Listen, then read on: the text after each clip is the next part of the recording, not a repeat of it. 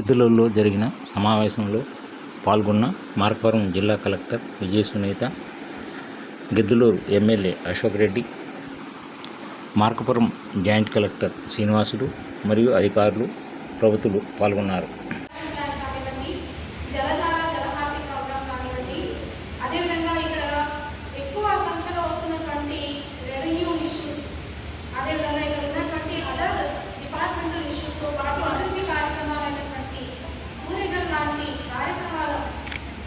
వాటి యొక్క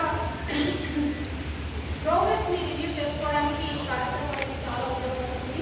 మరి ముఖ్యంగా ఈ సమ్మర్ యాక్షన్ ప్లాన్తో పాటు రాష్ట్ర ప్రభుత్వం, రాష్ట్ర ముఖ్యమంత్రి గారి ఆదేశాల మేరకు చేపట్టినటువంటి జలధార జలహారతి కార్యక్రమం అనేది మనం ముందున్నటువంటి అత్యంత ప్రాధాన్యతమైనటువంటి అంశం. ఈ అంశంలో భాగంగా ఇప్పటికే మనం ఒక యాక్షన్ ప్లాన్ రివ్యూ చేసుకోవడం జరిగింది. అదేవిధంగా ఇది 100 రోజుల ప్రణాళికలో భాగంగా మనం 4 ఫేజెస్లో మొట్టమొదటి ఫేజ్ కూడా కంప్లీట్ చేసుకోవడం జరిగింది. ఈ నియోజకవర్గానికి సంబంధించి యాక్షన్ ప్లాన్ ఈ రోజు మనం ఫైనల్ చేసుకుంటున్నాం. అదేవిధంగా ఇక్కడ జరుగుతున్న